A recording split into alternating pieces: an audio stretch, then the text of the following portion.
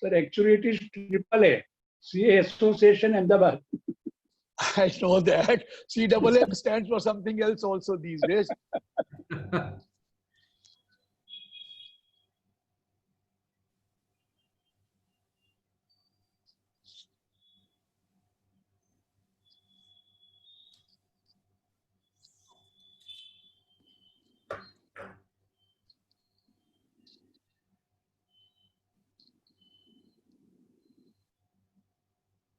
Bharat start करिए. हाँ शुरू करो. A very warm welcome in this income tax and GST webinar series of All Gujarat Federation of Tax Consultants, Chartered Accountant Association Ahmedabad and Income Tax Bar Association Ahmedabad. Friends, we have successfully heard the experts in GST and income tax earlier, and now today we are lucky enough to hear the legend of direct taxes, the god of direct taxes, Dr. C.A. Girish Ahuja sir. And friends, we really thank him that he has spared his valuable time with us. So welcome sir, welcome on this platform.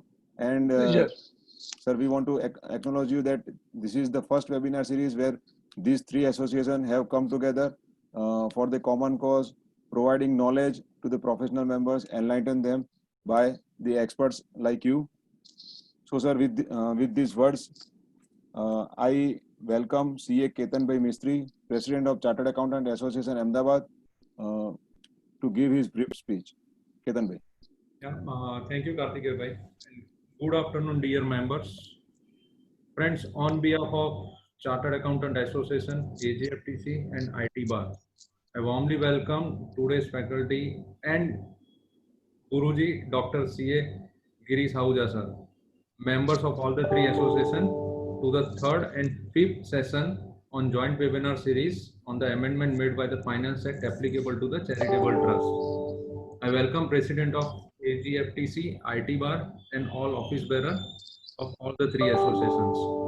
Friends, as discussed earlier, this is the first time in the history that all the three associations jointly holds a seminar, and as said lastly, it is perfectly called Triveni Sangam, तीन नदियों का संगम.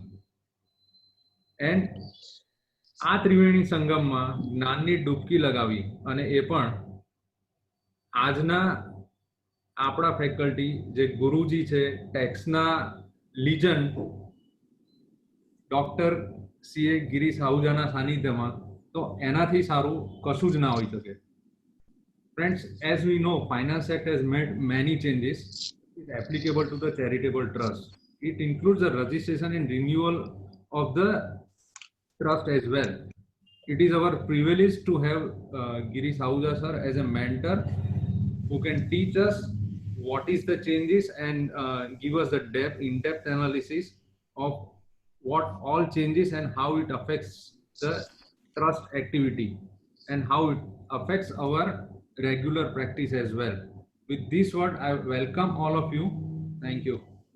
1 second, I wanted to know, I have to do only amendments or anything else also? Sir, amendments and everything which is applicable to charity. Okay. Thank you, Ketan Bhai. Now, I request CA Ashish Bhai Tekwani to introduce Dr. CA Girish Ahuja sir. Hello, sir. It is indeed my honor and privilege to have the honor of introducing Dr. C.A. Girish Ahuja. Mahabharat में एक साधारण सैनिक को भीष्म पितामह गुरुजी का introduction करने को कहा जाए, ऐसा मुझे आज महसूस हो रहा है. C.A. Dr. Girish Ahuja is a person who needs no introduction. Sir has done his graduation and post-graduation from Shri Ram College of Commerce, Delhi. He has done his PhD from Faculty of Management Studies, University of Delhi. Sir is a fellow member of Institute of Chartered Accountants of India. He is a senior faculty member at Shri Ram Commerce College, Delhi, visiting faculty member at Institute of Chartered Accountant India, Institute of Company Secretary, and many other institutes. Sir has been nominated by the government to the Central Council of Institute of Company Secretaries of India for 2 terms. He is also on the board of directors of many companies, banks, etc. He has been nominated to the task force for redrafting the new Income Tax Act. He has been author for various books for students and professionals. मेरे को ऐसा लगता नहीं है कोई भी CA institute की branch होगी, कोई भी टैक्स प्रोफेशनल्स की एसोसिएशन होगी जहां पे डॉक्टर सर गिरीश आहूजा ने लेक्चर नहीं दिया होगा. Please note, above are only few of the several achievements of the legend, the Guruji, the Bhishma Pitama of taxation. आपके सामने प्रस्तुत हैं श्री डॉक्टर गिरीश आहूजा, जिन्होंने टैक्स लॉस को टैक्स फ्रेंडली बनाने का जिम्मा उठाया हुआ है. Sir. Good afternoon Thank you to very- everyone. President of the All India Gujarat, All Gujarat Federation of Tax Consultant, Advocate Bharat Seth ji, Secretary CA Vishwas Shah ji, the President of the Income Tax Bar Association Ahmedabad, Advocate Ashutosh Thakkar ji, Secretary of the Income Tax Bar Association CA Ashish Tekwani ji, and of course our old CA Association Ahmedabad President CA Ketan Mistry ji, and the Secretary of the association CA Mihir Pujara ji, and the gentleman who forced me to take up the curse. One is Purushottam Khandelwal Sahab or a Gudana Sahab. Gudana Sahab is also there. Arvind Gudana Sahab is also there in front of me. So thank you very much for giving me a chance to interact with everyone. So friends, I'm going to talk to you about charitable trust. I will cover each and everything of charitable trust, but mainly the amendments which have been brought. I am responsible for that amendment. Let me tell you. I'll tell you where and when, why, what amendment we wanted and what kind of amendment they have brought. That is a different story altogether. We suggested a very good thing to them, but they have unfortunately gone beyond their limits. वो तो इनके पास income tax वालों के तो एक बार ही हाथ पकड़ लो उनका, वो तो पहुंचा पकड़ो तो वो पूरा पकड़ लेते हैं. आप कहना हम कुछ चाहते थे, they have done something else, but doesn't matter, don't worry. Now you know that the charitable trust, for charitable trust, 3 sections are 11, 12 and 13. They are charitable and religious trust 11, 12 and 13. And there is one more section which are mainly dealing with, of course, section 1023C, mainly for universities, colleges, educational institutions, hospital, medical institutions.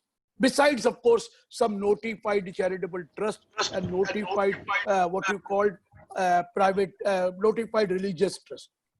Lekin jada 11, 12, 13 mein hai, but we have an alternative under 1023C also. I will tell you the difference between the two. I will come everything. First thing, what is a charitable purpose? The charitable purpose has been defined in section 2, clause 15 of the Income Tax Act. Listen to me carefully. Charitable purpose includes, number 1, relief to the poor, education, yoga, medical relief, preservation of environment, including watershed, forest, wildlife, preservation of any other monument or places of historic interest, and advancement of any other object of general public utility. This is charitable purpose, not a religious purpose. Religious purpose has not been defined in the Income Tax Act. Religious trust is always for propagating the religion. Any religion propagating, that is religious trust. But the section for both charitable and religious trust are the same, section 11, section 12, 12A, 12AA, and now 12AB also, and section 13. And let me tell you, if you are covered under what you call relief to the poor, education, yoga, yoga, then preservation of environment, preservation of monument, there is absolutely no problem. But if you are registered under advancement of any other object of general public utility, then there is a proviso added that provided that advancement of any other object of general public utility shall not be called a charitable purpose if it involves an activity of carrying on any trade, business or commerce, or rendering service to any trade, business or commerce, whether for any remuneration or for any consideration or for any fee. अगर वो business करता है जो advance जो any other object of general public utility में है तो वो चैरिटेबल नहीं माना जाएगा. लेकिन रुकिए, फिर लिख दिया provided further that if your gross receipt from this commercial activity does not exceed 20% of the total आपकी receipt, it does not exceed 20%, then you will be allowed to carry on that business also. Otherwise, for first 6 limbs, relief to the poor, education, yoga, I told you preservation of environment or watershed, or medical relief or preservation of monument. There is no restriction to carry on a business if that business is incidental to the attainment of the objective, the trust. You can carry on that business. Only condition is separate books of account should have been maintained for that business. But if you are covered under advancement of any other general public duty, kindly note, you will remain with the registration will be continuing. If your gross, you don't receive more than 20% of the total receipt in the form of any trade, in the form of any business activity. अगर 20% से ज्यादा commercial receipts है, तो फिर आपके registration ही cancel कर देंगे if you are advancement of any other general public utility. But if you are under what you call relief to the poor, you are under education, you are under medical relief, you are under yoga, preservation of environment, preservation of monument, आप business कर सकते हैं, which should be incidental to the attainment of the objective, the trust, and separate books of account should be maintained. लेकिन इसमें business तभी कर सकेंगे जब 20% से ज्यादा gross receipt का 20% ज्यादा commercial activity ना हो. ये तो charitable का हो गया. Religious में ऐसी कोई condition नहीं. Even religious can also do incidental business. There is absolutely no condition. Religious can also do incidental business and there is absolutely no problem, but separate books of account will have to be maintained for that incidental business for attainment of the objective of the trust. ये तो section 11, 12, 13 का है. अब आइए एक section 1023C है.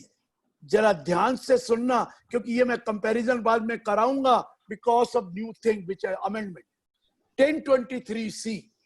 Section 10, clause 23C. I'm going to take subclause 3IAB, subclause 3IAC, section 10, clause 23C, subclause 3IAD, subclause 3IAE, subclause IV, वो ज़्यादा नहीं करूँगा, subclause V, वो भी बाद में करेंगे, subclause VI and subclause VIA. घबराने की जरूरत नहीं है, आप सब जानते हैं, लेकिन आप टेक्निकली नहीं जानते सब क्लॉज और ये क्या चीज है, बट यू नो इट. आइए हम करने जा रहे हैं section 10 clause 23C sub clause 3IAB. क्या कहता है? इनकम ऑफ ए यूनिवर्सिटी और any educational institution which is not for making any profit but for imparting education shall be fully exempt if it is wholly or substantially financed by the government. Wholly or substantially financed by the government, and if you are a university or you are an educational institution, not for making any profit but for imparting education, आप section 1023C 3IAB में आते हैं और उसकी income पूरी exempt होती है. मैं अभी बताता हूँ.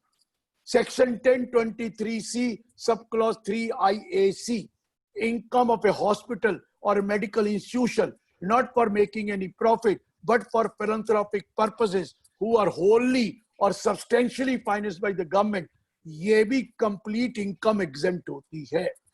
पहला तो government financed होना चाहिए. Government can be state government, government can be central government, there is absolutely no problem. Wholly financed, तो सबको पता है 100%. Substantially financed means more than 50% grant should come from the government. More than 50% grant should come from the government. देखिए हर साल का अलग अलग देखना है. एक साल 50 से कम हो गया तो यहाँ नहीं जाएंगे. हर साल 50 से ज्यादा है तो आप सेक्शन 1023C 3IAB और 3IAC में है. AB में एजुकेशनल इंस्टीट्यूशन है, AC में हॉस्पिटल और मेडिकल इंस्टीट्यूशन है. रुकिए, इनकी इनकम कंप्लीटली एग्जेम्प्ट है. But wait, although income is completely exempt, कोई 85% स्पेंड करने की जरूरत कंडीशन नहीं है.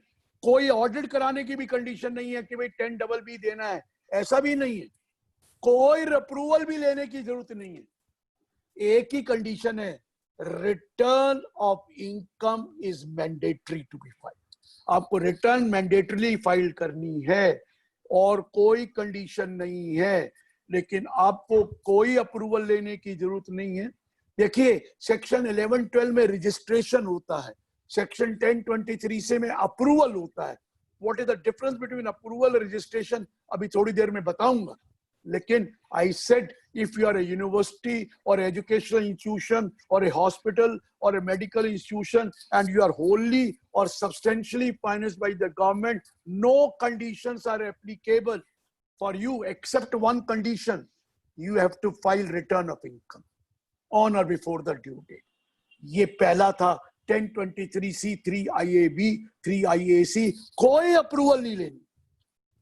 Section 1023C 3IAD and 3IAE, ये भी वही है. Income of a university or educational institution not for making any profit but for imparting education whose gross receipt does not exceed 1 crore. अगर आपकी 1 करोड़ से ज्यादा ग्रॉस रिसीट नहीं है तो आप सेक्शन 1023C 3IAD में भी आ सकते हैं. And 3IAE, income of a hospital or a medical institution not for making profit whose gross receipt does not exceed ₹1 crore. 1 crore से ज्यादा नहीं है तो आप 3IAD और AE में आते हैं. इस केस में भी no condition attached, no approval, no audit required, no condition of 85%, कुछ नहीं है, no corpus or anything. But wait, return of income is mandatory. Return of income is mandatory. दोनों के लिए सेक्शन लगता है. सेक्शन 139 4C में लिखा है return of income is mandatory. चलिए अब आते हैं. Income of a university or educational institution not for making any profit but for imparting education whose gross receipt exceeds 1 crore. Whose gross receipt exceeds 1 crore. ये section 1023C VI में आता. And then section 1023C VIA, hospital or medical institution not for making any profit but for imparting education, वो भी कहाँ आते हैं? वो भी 6A में आते हैं. इनके लिए क्या है? इनके लिए अप्रूवल लेना जरूरी है. लेकिन रुकिए, जब एजुकेशनल इंस्टीट्यूशन हो या हॉस्पिटल या मेडिकल इंस्टीट्यूशन हो और आप फंडेड बाय गवर्नमेंट नहीं है, आपका 1 करोड़ से ज्यादा है, उस केस में आपको 2 चांसेस हैं. आप चाहें तो 11-12 में जा सकते हैं, आप चाहें तो 1023C में जाते हैं.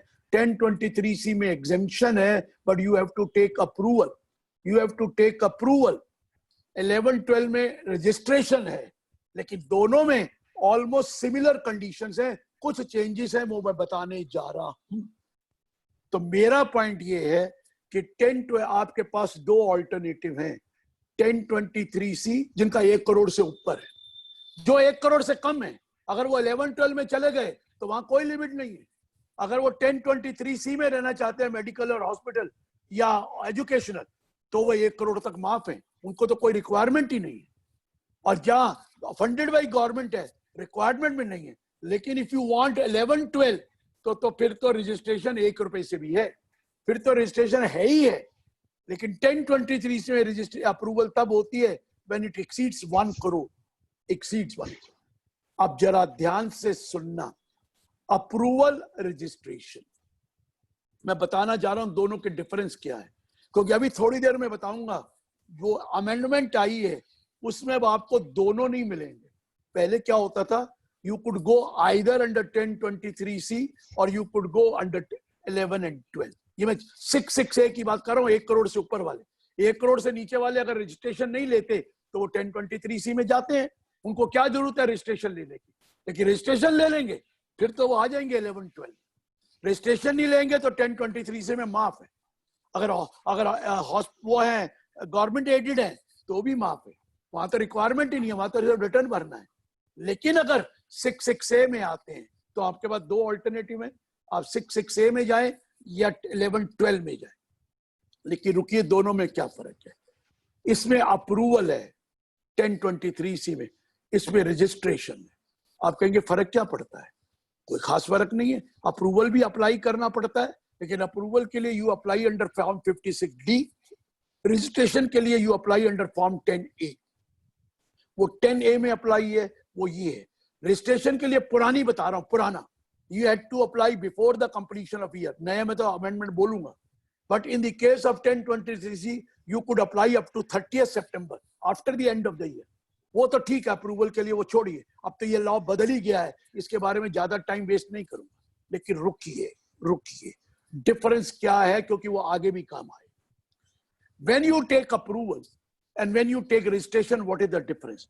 First thing is, if your case comes for scrutiny under 143(3), scrutiny के लिए आ गया, तो if you have a registration under what you call under 12AA, registration है, then in that case, if you do not follow the object for which you are established, or you make a default, or you have not used the funds, you have not kept the fund under 11(5), अगर आप कोई condition satisfy नहीं करते या आपने कोई default किया है और you are misusing the funds, तो उस केस में AO may not give you exemption in that year. Power किसके पास है? AO को while doing the scrutiny assessment may refuse to grant you exemption for that year. Cancellation ना भी करे, उस साल की एग्जेम्पशन विड्रॉ कर सकता है, कहे कि you are established for charitable purpose, but you are not doing the charitable purpose, or you are misusing the fund, you have not accumulated under 11(5), or you are diverting the fund under 30, तो उसमें वो आपको disallow कर सकता है exemption. But wait, if you are under 1023C 66A, तो उस case में अगर वो देखता है that you have committed a default, you are misusing the funds, etc., then he cannot refuse the exemption. He will have to write, he will have to prepare a report and send that report to the commissioner exemption, saying that this gentleman, this trust has committed such and such default. Kindly withdraw their approval. वो बोलेगा इसकी approval को withdraw करो, वो खुद मना नहीं कर सकता, वो अप्रूवल के लिए विड्रॉ के लिए एप्लीकेशन देगा, रिपोर्ट देगा, and then commissioner exemption will give you opportunity of being heard, और opportunity of being heard के बाद commissioner exemption decide करेगा कि whether to withdraw the approval or to continue with the approval. If he continues to the approval, then AO is duty bound to give you exemption. But if he withdraws the approval, the AO will not give you exemption. ये फर्क है. In the case of registration, वो खुद ही exemption मना कर देता है. In the case of 1023C approval, he cannot say that. ये proviso to section 143(3) बोल रहा हूं मैं. Proviso to 143(3) says AO cannot refuse exemption to this trust unless he prepares a report and giving the details of the default committed by the trust and asking the commissioner of income tax exemption to kindly withdraw the approval. Then the commissioner of exemption will give you the opportunity of being heard. After giving an opportunity of being heard, it will decide, the commissioner of income tax will decide whether to continue with the approval or to refuse the approval, to withdraw the approval. If he withdraws, exemption will not be given to you by the AO. If he does not withdraw, AO will be duty bound to give your exemption. This is the first difference. Second difference जो है, अब मैंने ठीक करा दिया है, लेकिन अभी तो पुराना बता रहा हूं, up to 31st March 2020. Corpus donation, voluntary contribution with a specific direction that it will form part of the corpus of the fund. Voluntary contribution with a specific direction that it will form part of the corpus of the trust is fully exempt under section 11 subsection 1 clause D. ये तो तभी माफ होगा जब आप registered हैं 12AA में, तभी तो 11(1)D लगेगा और आपको फुल्ली एग्जेम्प्ट है, उसको खर्चा करने की जरूरत नहीं है। वो 15% 85% वाली क्लॉज नहीं है। You may not spend money, it is fully exempt corpus donation. लेकिन 11(1)D में है, लेकिन 31/20 तक वो कॉर्पस डोनेशन माफ नहीं थी। किसमें माफ नहीं थी, कहां माफ नहीं थी कॉर्पस डोनेशन? Under 1023C। वहां कॉर्पस डोनेशन माफ थी नहीं, इसलिए उसमें वो कंडीशन थी कि 85% स्पेंड करना ही पड़ेगा और 15 ही एक्यूमुलेट कर सकते। So corpus donation was not exempt in the case of 1023C up to 31st March 2020. For 1st April 2020 मैंने अलाउ करवा दी है, लेकिन थोड़ी देर में बताऊंगा क्या चेंज आया जब मैं आपको बताऊंगा कि आपको अब क्या करना है, क्योंकि आप या तो 1023C में जाएंगे या 12 में जाएंगे, दोनों में नहीं जा सकते। बाद में अमेंडमेंट बताऊंगा। अब तीसरा पॉइंट देखिए, अगर आप 1023C में हैं तो ऑडिट रिपोर्ट फॉर्म 10BB में जाती है, फॉर्म 10BB। अगर आप 11-12 में हैं तो ऑडिट रिपोर्ट 10B में जाती है। 10B audit report is under 10B और वो रिपोर्ट है अंडर 10BB। आगे बोल रहा हूं, बहुत ध्यान से सुनना। एक एक्सप्लेनेशन है अंडर सेक्शन 11(1)A। उस एक्सप्लेनेशन में लिखा है कि दैट सपोज, ये मैं बता रहा हूं, ये वाला पॉइंट मैं बता रहा हूं, आगे वाला same. If you are following mercantile system of accounting and there is a income which has not been received but which has accrued, actual receive नहीं हुई लेकिन अक्रू हो गई है, क्योंकि आप मर्केंटाइल सिस्टम ऑफ अकाउंटिंग करेंगे तो आपको वो इनकम को तो लेना पड़ेगा। लेने के बाद अब रिसीव तो हुई नहीं, तो उसको स्पेंड कैसे करें? स्पेंड तो तब करूंगा अप्लाई जब मुझे पैसे होंगे, वो रिसीव तो हुई नहीं। तो लॉ कहता है you can give an undertaking under form 9A to the commissioner of to the assessing officer. Online है, online form 9A, giving an undertaking that this is an income which has accrued but not received. I will apply this income in the year in which I receive it or year following that. अगर ये undertaking दे देंगे तो आज की वो deemed application मानकर हम आपको एग्जेम्पशन दे देंगे। लेकिन रुकिए, मैं एग्जांपल देता हूं फिर समझाता हूं। सपोज एक आपने फिक्स डिपॉजिट कराया, FDR ली, कंपाउंड इंटरेस्ट 5 ईयर की FDR है। अब हर साल इंटरेस्ट तो ड्यू हो जाता है, TDS तो कट जाएगा, और आप मर्केंटाइल सिस्टम ले रहे हैं, TDS कट गया। अब आप बताइए मैं क्या करूं, इसका खर्चा कैसे करूं? आया तो है नहीं इनकम, इनकम तो 5 साल बाद आएगी। तो आप एक अंडरटेकिंग दे सकते हैं कि मैं ये पैसा, क्योंकि मुझे 5 साल के बाद मिलेगा, आई will apply this income in the 5th year और ईयर फॉलोइंग दैट। 6 साल के अंदर तक मैं कर दूंगा। तो आज हम आपको वो अंडरटेकिंग फाइल कर दीजिए ऑन और before the due date under form 9A electronically. Due date से पहले करेंगे तो मिलेगा, तो हम आपको ये डीम्ड एप्लीकेशन मानकर आपको एग्जेम्पशन दे देंगे। बट 6th ईयर को देखेंगे, have you applied the full amount?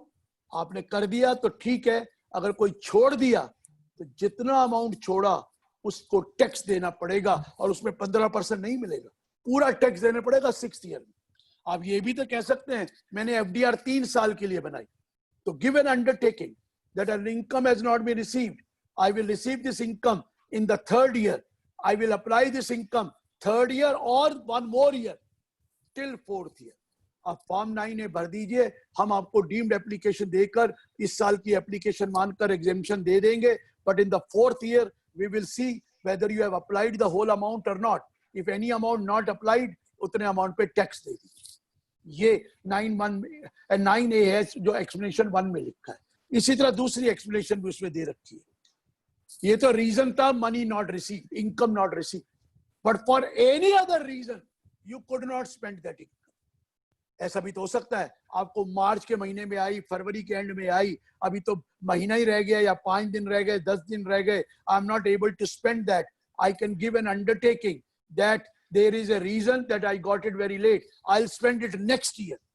तो भी ये डीम्ड एप्लीकेशन मानकर इस साल का डिडक्शन दे देते, एग्जेम्पशन दे देते हैं और अगले साल आपको खर्च करना पड़ेगा। But if you don't spend it next year और if there is any balance left in that, that will be treated as your income और उसमें 15% का बेनिफिट नहीं मिलेगा। ये पॉइंट है। ये दोनों एक्सप्लेनेशन 1023C वालों को नहीं मिलती ना। वो ये अंडरटेकिंग नहीं दे सकते आई will spend in the year in which I receive और ईयर फॉलोइंग दैट, और ये भी नहीं दे सकते आई will spend it next year. वो दे ही नहीं सकते। क्योंकि वो दे नहीं सकते इसलिए मैंने बोला उनके लिए ये वाला अभी भी नहीं है, आफ्टर अमेंडमेंट भी नहीं है। मैं बताऊंगा आफ्टर अमेंडमेंट भी ये वाला नहीं। ये बेनिफिट है 11-12 वालों को, 1023C वालों को ये बेनिफिट नहीं है कि वो अंडरटेकिंग दे दें that I will apply this income in the year in which I receive it or year following that, or I will apply this income next year। ये वाली कंडीशन नहीं है सर, बिल्कुल नहीं है, ये ध्यान रखना। आइए अब ये बात अलग है कि अगर आपने ये कर, ये डिफरेंस है दोनों, बाकी वो सेम है कि आपको यहां भी ऑडिट कराना है, वहां भी ऑडिट कराना है। ये 10B रिपोर्ट, 10BB रिपोर्ट, यहां भी आप इंसिडेंटल एक्टिविटी कर सकते हैं, वहां भी कर सकते हैं, ऐसा कोई प्रॉब्लम नहीं है, ऐसा कुछ नहीं है। लेकिन रुकिए, आप अगर आप 85% स्पेंड नहीं कर सकते तो आप एक वो दे सकते हैं फॉर्म 10, आपको मालूम है, लेकिन वो before the due date of return देना है। अगर आप 12 में कवर्ड है, before the due date of return आपको वो देना है। इसमें ये नहीं है 1020 देना, यहां पर भी है form 10, but there is no restriction, you can spend, you can give late also, but under section 11-12 you have to submit this form 10 giving the detail for accumulation, object for which accumulated, maximum accumulation allowed, आपको पता है 5 year, that is if you want to save more than 15%, वो वाला वहां नहीं है। तो आइए अब मैं आपको अमेंडमेंट बताने जा रहा हूं। ये तो पहले बताई, फिर दोबारा आऊंगा चैरिटेबल ट्रस्ट के ऊपर, लेकिन सुनिए क्या है। देखिए आप चैरिटेबल ट्रस्ट की रिटर्न भरते हैं फॉर्म 7 में, और फॉर्म 7 जब आप भरने लगते हैं तो पहले लिखता है वेदर रजिस्टर्ड और नॉट, आप लिखते हैं यस, देन वो मांगता है रजिस्ट्रेशन नंबर, आप रजिस्ट्रेशन नंबर प्रोवाइड कर देते हैं।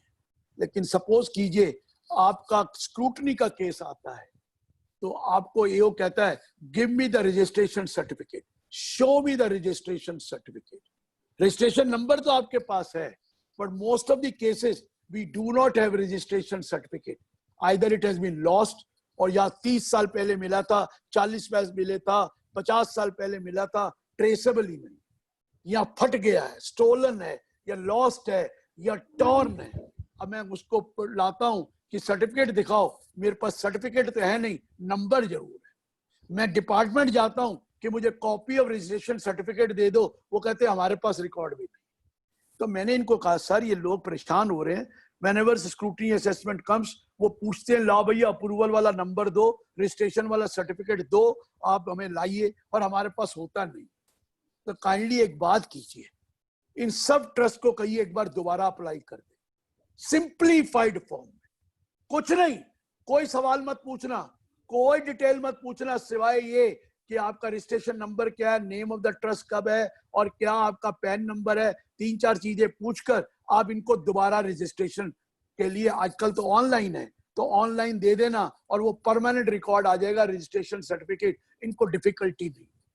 बताइए क्या बुरी बात करी थी, क्योंकि हर आदमी परेशान था, लोग कहते थे रजिस्ट्रेशन सर्टिफिकेट ट्रेसेबल नहीं है सर, 40 साल पहले पता नहीं कहाँ फाइल में पड़ा है, 30 साल पहले या खो गया है या टॉर्न हो गया है, हमारे पास तो है नहीं।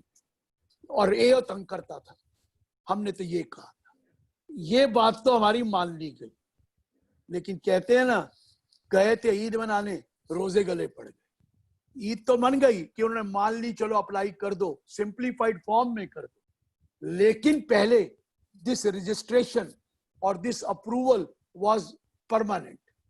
आपको दोबारा अप्लाई नहीं करना था, ना रजिस्ट्रेशन दोबारा अप्लाई करना था, ना अप्रूवल, ये परमानेंट थी। लेकिन अब जो आप अप्लाई करेंगे ये रिन्यूअल है। फर्स्ट आपको रिन्यू करना है जो पुराना पड़ा हुआ है, ये रीइश्यू करवाना है। This will be valid for a period of 5 years। ये री रजिस्ट्रेशन है, री अप्रूवल है। No question will be asked, absolutely no question will be asked. You will be asked only to provide PAN number, to provide registration number।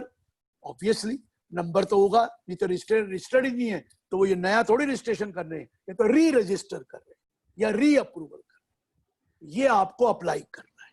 पहले तो लिखा था you have to apply from 1st June and by 31st August in a simplified form to be notified। Covid की वजह से ना तो form आया और ना ही अभी डिटेल दी, इन्होंने एक्सटेंड कर दिया है। Now you have to apply from 1st October till 31st December, क्योंकि 3 महीने का टाइम दिया एप्लीकेशन देने के लिए। 3 months, पहले से 3 months स्टार्ट हो रहे थे 1st June to 31st August, अब 3 महीने स्टार्ट होंगे 1st October to 31st December। इस तारीख तक हर ट्रस्ट को जो रजिस्टर्ड है या जो अप्रूव्ड है, हर एक को अप्लाई करना पड़ेगा री रजिस्ट्रेशन या री अप्रूवल। अगर आप नहीं करेंगे तो ऑटोमेटिकली डी रजिस्टर हो जाएंगे, डी अप्रूव हो जाएंगे। मैं बार बार कह रहा हूं, everyone I am telling you, don't take a chance. वो ठीक है, ये तो कोविड की वजह से डेट बढ़ गई, don't take a chance, start applying once the form comes from October onwards. From October onwards, last 31 दिसंबर तक ना देखते रहिए। हमारी आदत है लास्ट मिनट में काम करेंगे, फिर कहेंगे सिस्टम नहीं चल रहा, फिर मुझे टेलीफोन आते हैं, सर डेट एक्सटेंड हो रही है कि नहीं हो रही, या डेट एक्सटेंड करवा दो। ऐसा मत करो सर, आप कर देना। अभी कुछ नहीं कह सकते, 1st October से फॉर्म अगर आ गया तो अप्लाई कर दीजिए, चाहे री रजिस्ट्रेशन चाहे री अप्रूवल। लेकिन रुकिए, ये मैंडेटरी है अप्लाई करना, लेकिन जो एप्लीकेशन देंगे उसके बाद आपको आएगा वो 5 साल के लिए वैलिड है, ओनली फॉर 5 year, और 5 year के बाद आपको रिन्यूअल करना पड़ेगा। बट सुनिए, जब आप अप्लाई करने जा रहे हैं तो अब दोनों नहीं हो सकते। पहले तो दोनों लोगों के पास दोनों थे, 1023C भी था और 1112 का रजिस्ट्रेशन और 12AA का रजिस्ट्रेशन भी था। वो कभी 12AA में रिटर्न भर देते थे, कभी 1023C में भर देते थे, क्योंकि आपको पता था 1023C में कॉर्पस माफ नहीं है। जब कॉर्पस आता था तो 12AA भर देते थे, जब कॉर्पस नहीं आता था तो 1023C में चले जाते। आपको मालूम है कि आप अंडरटेकिंग नहीं दे सकते that I will spend in the year of receipt और I will spend next year, तो वो भी 11-12 में आ जाते थे, 1023C में नहीं जाते। लेकिन अब रुकिए, पहला पॉइंट, अब तो आपको एक ही जगह अप्लाई करना है, या 1023C या 11 and 12। भाई 1023C 11-12 में कॉमन कौन है? कॉमन है university, educational institution, hospital, medical institution and certain notified trust and certain notified religious trust, और कोई नहीं है। बाकी तो सब 11-12 में ही आते हैं। विश्वेश फोन करो ना, हमने नंबर मोकला बता रहा था। विश्वेश ये फोन करो, 11-12 में ही आते हैं। So what I am trying to number मोकलो, आपको एक ही जगह अप्लाई कर सकते हैं, either for registration for 12AA, अब वो 12AA नहीं रहा, उसका नाम 12AB हो गया, और for approval under section 10। Both are not allowed, both are not allowed, but you can change after getting the re-registration or re-approval, you can change to other system once। अगर आप चाहते हैं कि यार गलती हो गई, मुझे 1023C में नहीं जाना चाहिए था, लेकिन मैंने अप्लाई कर दिया है, जब नया आ जाएगा उसको सरेंडर करके आप 11-12 में चले जाइए, या आप 1023C में जाते हैं तो 11-12 ले लीजिए, पर बाद में चेंज कर लीजिए, but once only। But now you can hold one। इसी वजह से I told them, look here, अगर वो 1023C में कोई जाएगा ही नहीं, वो कहते क्यों नहीं जाएगा? I said कॉर्पस डोनेशन माफ नहीं है, वो आप किसको एक अंडरटेकिंग नहीं दे सकते, आई will spend in the next year, और वो तो ये तो कोई जाएगा नहीं, everybody will come under 11 and 12। तब उनको लगा कि चलो कर्ज कर दो। एक चीज तो उन्होंने अलाउ कर दी, they have inserted proviso under they have inserted explanation under proviso 3 to section 1023C। section 1023C का proviso 3 जो है उसके नीचे एक explanation डालकर कह दिया है that the corpus donation shall also be exempt. You need not spend the corpus donation when it is coming with a specific direction that it will form part of the corpus of the trust. You need not spend. Like 11(1)(d), it will also be exempt under 1023C। ये तो बहुत relief मिल गया। लेकिन अभी भी 1023C वाले वो 9A form नहीं भर सकते। They can't fill up 9A saying that I have not received, although I am following mercantile system, I have not received income, I will spend it in the year of receipt। नहीं दे सकते। आप ये भी नहीं कह सकते I will spend it next year, वो दे ही नहीं सकते। वो तो 11-12 वाला दे सकता है। सो आपने सोचना है। लेकिन एक फायदा है सेक्शन 1023C में, जो फॉर्म 10 है, you want to accumulate more than 15%, उसमें लिमिट नहीं लिखी हुई है कि ड्यू डेट तक सबमिट करना है। इसमें लिखा हुआ है 11-12 में, you have to submit before the due date and return also must be filed before the due date of 139(1). दोनों कंपलसरी हैं कि फॉर्म 10 बिफोर ड्यू डेट पहले तो कभी भी फाइल कर सकते थे, अब तो कंपलसरी है form 10 before due date and return also before due date. नहीं तो आपको ये एक्यूमुलेशन बियॉन्ड 15% मिलेगा ही, लेकिन ये वाला कंडीशन वहां नहीं है, बाकी सब सेम है। तो आप डिसाइड कर लीजिए कहाँ जाना है, आप डिसाइड कर लीजिए कहाँ जाना है, लेकिन एक में जा सकते। अब क्या है, everyone who had got approval or who have got registration has to apply for fresh re-registration कहूंगा, or re-approval। You can make application in a simplified form. The form will come and most probably it will start from 1st October. It is an extended date till 31st of December, and you apply it, you will get registration certificate. You will get ID, registration ID, online, everything online, or approval ID. But wait, आपको मिल जाएगा, लेकिन that will be valid for a period of 5 years, whether it is approval or it is registration. You will have to apply for fresh renewal of the registration or renewal of the approval at least 6 months prior to the completion of the period of 5 years. मतलब 4.5 साल से पहले आपको दोबारा apply करना है, किसके लिए? For registration, for renewal of registration और रिन्यूअल ऑफ अप्रूवल। 6 महीने पहले, मिनिमम 6 महीने पहले आपको दोबारा अप्लाई करना है। अगर अप्लाई नहीं करेंगे तो आपका रजिस्ट्रेशन खत्म। तो ये वहां पर कंडोनेशन ऑफ डिले नहीं लिखा है, आपको अप्लाई करना है। ये मैंने आपको बताया कि न्यू फॉर रजिस्ट्रेशन और वो जो भी रजिस्ट्रेशन होगी वो वैलिड होगी for a period of 5 year. अब मैंने कहा सबको री रजिस्ट्रेशन अप्लाई करना है, लेकिन ऐसा भी तो हो सकता है अभी आपको रजिस्ट्रेशन मिली नहीं है, but you have already made an application. आप एप्लीकेशन दे चुके हो लेकिन अभी रजिस्ट्रेशन मिली नहीं थी, 31 मार्च के बाद कोविड हो गया, दे नहीं रहे, तो उस केस में क्या होगा? या मैं पहली बार ट्रस्ट बनाया है, मुझे अप्लाई करना है न्यू ट्रस्ट, तो उसका क्या होगा? मैं आपको बता दूं, अगर तो आपकी एप्लीकेशन ऑलरेडी पेंडिंग है तो वो न्यू मर्ज हो जाएगी, उसके लिए आपको फ्रेश एप्लीकेशन देने की जरूरत नहीं है। अगर ऑलरेडी पेंडिंग आपने दे रखी है तो no fresh. But now you will not get permanent registration, you will get provisional registration for a period of 3 years. आपको 3 साल के लिए प्रोविजनल रजिस्ट्रेशन मिलना है अगर आप ऑलरेडी अप्लाई कर चुके हो। 6 महीने पहले अप्लाई किया, महीना पहले अप्लाई किया, 2 महीने पहले अप्लाई किया, 8 महीने पहले अप्लाई किया, फ्रेश अप्लाई करना अगर अभी रजिस्ट्रेशन नहीं मिली। और जिनको मिली हुई है उसको तो 1 अक्टूबर से अप्लाई करना ही करना है, फ्रेश री रजिस्ट्रेशन और री अप्रूवल सबको करना है। लेकिन जो ऑलरेडी करा है और अभी रजिस्ट्रेशन नहीं हुई है उसको फ्रेश नहीं करना है, वो नई एप्लीकेशन मान ली जाएगी और मर्ज हो जाएगी। And you start a trust this year, and you want registration or approval, कर दीजिए आप. You will apply at least 1 month before the commencement of the previous year, relevant to the assessment year. You will have to apply 1 month before the commencement of the assessment year relevant to the previous year for which you want exemption.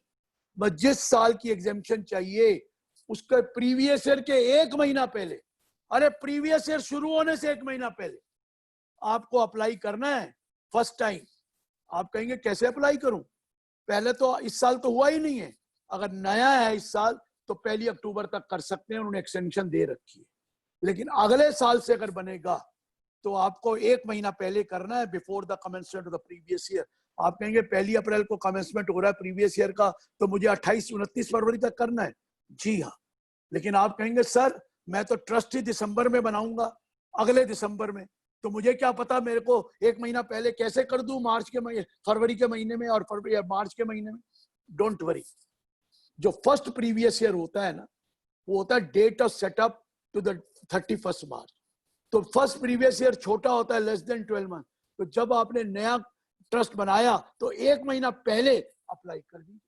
1 month before that, when the trust is registered, आप application 1 month before कर दीजिए. You are registered trust है, आपने society registration में register करा ली, section 8 बना लिया या रजिस्टर करा लिया, और 1 महीने के before the commencement of the activity, 1 महीने से पहले आप अप्लाई कर दीजिए. 1 महीना पहले तो आपका आ गया. लेकिन आपको ये अप्लाई जो करा है, नई एप्लीकेशन जो फॉर्म 10 में जाएगी या 56D में जाएगी, it will B, you will not be given now registration, it will B A provisional registration. ज्यादा सवाल नहीं पूछेंगे, provisional registration, valid for A maximum period, for a period of 3 years. अब ये क्यों करवा दिया प्रोविजनल मैंने? कई बार चैरिटेबल एक्टिविटी स्टार्ट नहीं होती, कॉलेज है वो बिल्डिंग बना रहा है, उसको डोनेशन मिलनी है, कॉर्पस डोनेशन या कोई भी, और उसकी रजिस्ट्रेशन या अप्रूवल नहीं है तो वो माफ नहीं होती. वो कहता है कमिश्नर आपने चैरिटेबल एक्टिविटी शुरू कहाँ की है, अभी तो आपका you have not started the education, how can I give you, you are only constructing the school. तो हमने ये रिक्वेस्ट करी, give them provisional registration, but within 6 months of the commencement of charitable activity, or at least 6 months prior to the completion of 3 years, आपको permanent registration के लिए apply करना पड़ेगा. आपको दोबारा अप्लाई करना पड़ेगा, which will be valid for a period of 5 years. देखिए, जब आप रिन्यूअल के लिए अप्लाई करेंगे, आपसे सारी डिटेलें मांगी जाएगी. 3 साल की बैलेंस शीट, आपकी पूरी ट्रस्ट डीड, एवरीथिंग, जैसे फ्रेश बिल्कुल नई रजिस्ट्रेशन पहले कराते थे. लेकिन जो प्रोविजनल रजिस्ट्रेशन है या री रजिस्ट्रेशन है, उसमें कुछ नहीं मांगे. उसमें सिर्फ नेम वगैरह, आपका रजिस्ट्रेशन सर्टिफिकेट वगैरह मांगेंगे, और वो वाला कौन सा रजिस्टर्ड है कि नहीं है वो बता, under trust act, under section 8 और या अंडर सोसाइटी वो. तो ये प्लीज, जो नया ट्रस्ट बनेगा, 1 महीना before the commencement of the previous year, relevant to the assessment year for which exemption is obtained, you have to make an application for fresh. अब तीसरी बात, ये मॉडिफिकेशन में आया हुआ है, मैंने बता दिया आपको करना है नया. अब आपने कोई ट्रस्ट है ऑलरेडी कैरी ऑन कर गए, या आपने अभी तो री रजिस्टर करा लिया, और री रजिस्ट्रेशन के बाद ट्रस्ट बन गया, री रजिस्टर करा लिया, वो जो सबको अप्लाई करना है दिसंबर तक.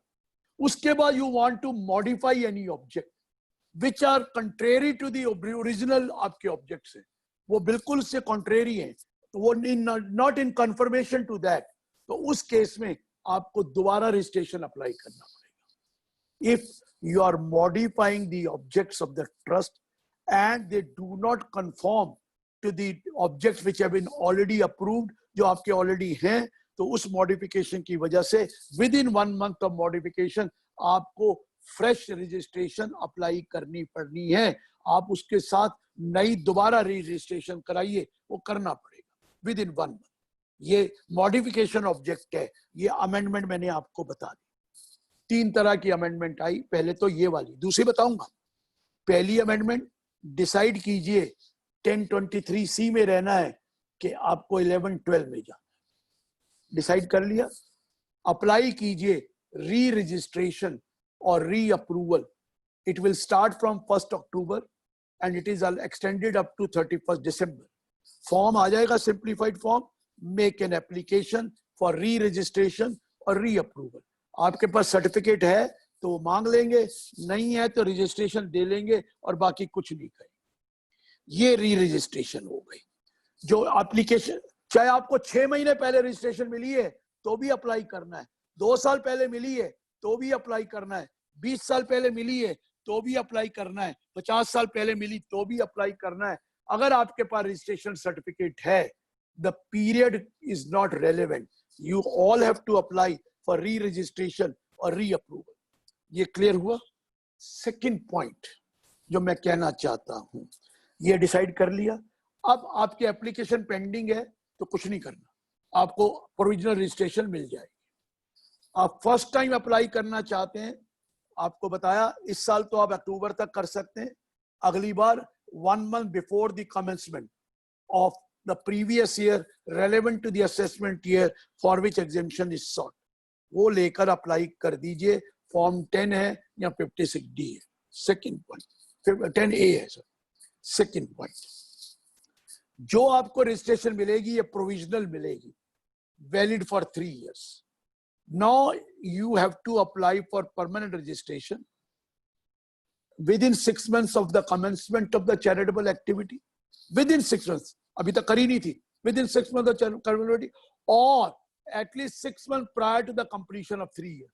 2.5 साल से पहले आपको परमानेंट रजिस्ट्रेशन के लिए अप्लाई करना है। मिल गया तो ठीक है, नहीं तो पुराना केस भी आपका टैक्स लगा दे, मिल जाएगा तो ठीक है।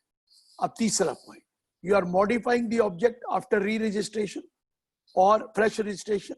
You are modifying the object which are not in conformity to the object for which you were established or which you were given registration. You apply for fresh registration, which has to be applied within 1 month from the modification of the object, और आपको नया registration मिलेगा। ये तो application हो गई। अब जरा ध्यान से सुनना, ये तो आपने अप्लाई कर दिया। अब खतरनाक पॉइंट भी बता दूं इसके साथ साथ, एक 80G में आप कई बार 80G का अप्रूवल ले लेते हो, 80G सबसेक्शन 5 में कि ट्रस्ट को अप्रूवल ले लिया 80G में। 80G किसके बेनिफिट के लिए होता है? आपके बेनिफिट के लिए थोड़ी है कि जो डोनर डोनेशन देगा, अगर हमारे पास 80G सर्टिफिकेट होगा तो डोनर को डिडक्शन मिल जाएगी। मेरे को थोड़ी मिल है डिडक्शन, मेरे को तो डोनेशन आई है, चाहे वो 80G हो या नॉन 80G हो, मुझे क्या फर्क पड़ता है। लेकिन नुकसान किसको होता है? डोनर को। डोनर कहता है आपके पास 80G नहीं है तो मैं आपको डोनेशन नहीं देता क्योंकि मुझे डिडक्शन नहीं मिलती है, नहीं तो मुझे डिडक्शन मिलती है under 80G।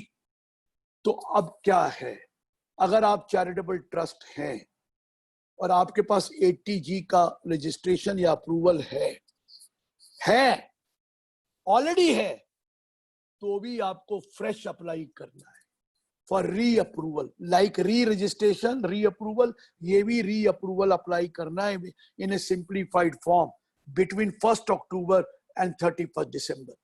Re-approval under 80G if you are already holding that certificate, because वो सर्टिफिकेट पहले परमानेंट था लेकिन अब तो री-अप्रूवल के लिए अप्लाई करना ही पड़ेगा। और जो आपकी अप्रूवल आ गई, it will not be permanent, it will be valid for a period of 5 years. और 5 साल के बाद, हर 5 साल के बाद you will have to apply for renewal of 80G5 certificate. Her renewal के लिए अप्लाई करना पड़ेगा। It is a must you apply for renewal.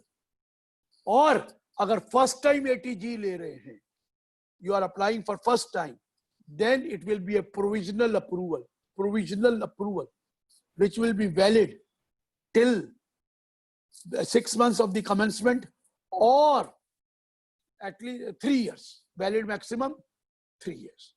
तो वो 80G आपको दोबारा मिल करना है, ये बता दिया permanent, valid for otherwise 5 years, और हर 5 year के बाद रिन्यूअल करना ही करना है। लाइक 11-12 ये भी ऐसे है, आपको अप्लाई करना है। लेकिन ये तो बड़ा हो जाएगा, चलो 80G के लिए भी अप्लाई कर दूंगा, फॉर्म 10 वो भी अप्लाई कर दूंगा, री रजिस्ट्रेशन या री अप्रूवल, और ये भी कर दूंगा 80G, और दिसंबर तक करना है और मुझे मिल जाएगा। लेकिन आगे से वैलिडिटी 5 साल की है, तो you will have to apply for renewal of before 6 months before the completion of period of 5 years. और जो नया मिलेगा वो हमेशा जो पहली बार ले रहे हैं हमेशा प्रोविजनल मिलेगा और provisional will be valid for maximum period of 3 years and you will have to apply for a permanent registration at least 6 months prior to the period of 3 years. ये भी हो. अब खतरनाक चीज क्या है, जिस ट्रस्ट के पास ATG का सर्टिफिकेट होगा उसको एक लिस्ट ऑफ डोनर एक स्टेटमेंट बनाकर गवर्नमेंट की साइट पे अपलोड करनी. Statement of the donor giving the name of the donor, address of the donor, pan number the donor, amount donated, ये डोनर की डिटेल आप उसमें करेंगे on the site of the government. E filing जहां करते हैं उस साइट पर आप अपलोड कर देंगे एंड वो ऑटोमेटिकली वहां से अपलोड होकर डोनर की साइट पर ऑटो पॉपुलेटेड हो जाएगी, वो डोनर की साइट पे आ जाएगा. अब donor will get deduction only when it is there on his site. जो ऑटो पॉपुलेटेड साइट पे आ गया, जो 26 AS नया आया है उसकी साइट पे आ जाएगी. अगर वहां पर है तो आपको डिडक्शन मिलेगी ATG की, वहां पर नहीं है तो नहीं मिलेगी. अगर बाई चांस गलती से ट्रस्ट ने वो डिटेल नहीं दी है तो आप रेक्टिफिकेशन के लिए कहिए, नहीं तो वही तरीका है जैसे क्वार्टरली स्टेटमेंट TDS की है वैसे ये भी है. लेकिन ये स्टेटमेंट क्वार्टरली होगी जी अभी पता नहीं है, अभी तो क्वार्टर निकल भी गया.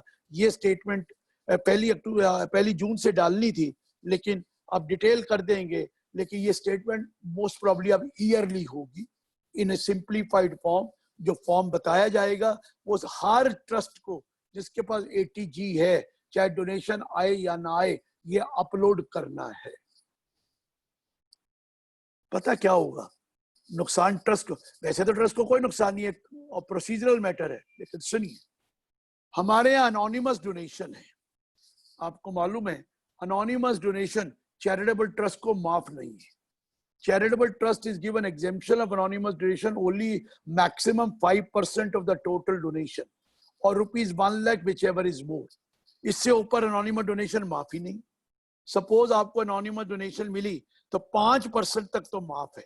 माफ का मतलब उसको स्पेंड करिए, मतलब 5% तक आपको anonymous donation के सेक्शन में नहीं लेके जाएंगे. हम आपको टैक्स नहीं लगाएंगे, आप अप्लाई कर दीजिए उसको, खत्म. लेकिन if it is more than 5% or 1 lakh whichever is more than 5 है तो the balance amount shall be taxable as anonymous donation in the hands of the donee, that is recipient, at the maximum marginal rate. और maximum marginal rate 42.74% है including surcharge and education cess. 42.74%, क्योंकि maximum marginal rate में maximum surcharge आता है और maximum surcharge के बाद वो भी आएगा एजुकेशन सेस 42.74%. तो मैंने आपको बता दिया कि देखिए कि ये ट्रस्ट है, अगर अनोनिमस निकल आया तो आपको इतना टैक्स लगेगा. और अनोनिमस निकलने के लिए आप कहेंगे उनको कैसे पता लगेगा, उनको ऐसे पता लगेगा जब आप एक स्टेटमेंट फाइल करेंगे. तो आपने स्टेटमेंट फाइल कर दी, लेट से 3 करोड़ रुपया डोनेशन की लिस्ट बना के दे दी, अप टू 3 करोड़ लिस्ट दे दी, चाहे वो कॉर्पस है नॉन कॉर्पस है, लिस्ट दे दी. लेकिन जब आपकी रिटर्न गई उसमें आपकी टोटल डोनेशन 5 करोड़ है. आपने तो लिस्ट 3 करोड़ की दी है, 5 करोड़ टोटल डोनेशन है. वो कहेंगे 2 करोड़ कहां से आया, ये तो अनोनिमस है, ये तो अनोनिमस है. हम 5% 5 करोड़ का अलाउ कर देंगे, 25, बाकी थोड़ी करेंगे. तो ये तो अनोनिमस है, पकड़ा जाएगा और उसको टैक्स देना पड़ेगा 42.74%. तो प्लीज बी केयरफुल. अब अनोनिमस डोनेशन चैरिटेबल ट्रस्ट को माफ नहीं होता, वो 5% तक माफ है. तो उससे ज्यादा अगर है तो अपनी जो लिस्ट भेज रहे हैं वो कंप्लीट लिस्ट भेजना. अगर कहीं भी डाउट हो गया तो आपको टैक्स लगा देंगे 42%. तो ये लिस्ट जाया करेगी और आप अनफॉर्चुनेटली पकड़े जाएंगे अगर आपके पास अनोनिमस डोनेशन है और आप उसकी लिस्ट नहीं भेज रहे. अब भेजना जरूरी हो जाएगा. ये समझ में आ गया. तो चैरिटेबल ट्रस्ट के लिए मैंने ये बोला कि ये वाली चेंजेस आई हैं. अब कुछ और चेंजेस भी बताता हूं. ये तो फॉर्मेलिटीज आपको करनी अब चेंजेस एक और भी है, अगर आपको याद हो, प्रोविजंस ऑफ 40A(IA) और provisions of 40A(33A) are mutandis will be applicable to charitable trust. ये किसको लिखा हुआ है? उसको लिखा हुआ है 11-12 वालों को, ये वहां नहीं लिखा हुआ 1023C वालों को। 1023C में नहीं लिखा है, लेकिन 11-12 में लिखा है कि अगर आपका TDS कटता है 40AI में नहीं काटा, तो मतलब जो TDS नहीं काटा, तो 30% वो जो अमाउंट है of the payment shall be treated as not applied during the year. आपको नॉट अप्लाइड मान लेंगे, जैसे 30% एक्सपेंस डिसअलाउ होता है, या 30% पेमेंट जो है जिसमें आपने TDS कटना था नहीं काटा, तो उस केस में उसको आपको हम क्या करेंगे? नॉट अप्लाइड फॉर मानेंगे, इट इज मिस एप्लीकेशन मानेंगे और उसमें टैक्स लगा देंगे।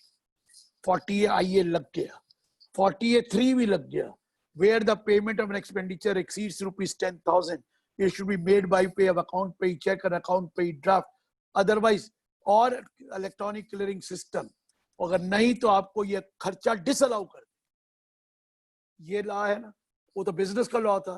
चैरिटेबल ट्रस्ट भी अगर कोई 10,000 से ऊपर पेमेंट करेगा in a single day, otherwise then pay account pay check or account pay draft or electronic clearing system, in that case the entire amount जो more than 10,000 था, सारा का सारा अमाउंट टैक्सेबल हो जाएगा। It will be taxable at 40A(3) कहता है।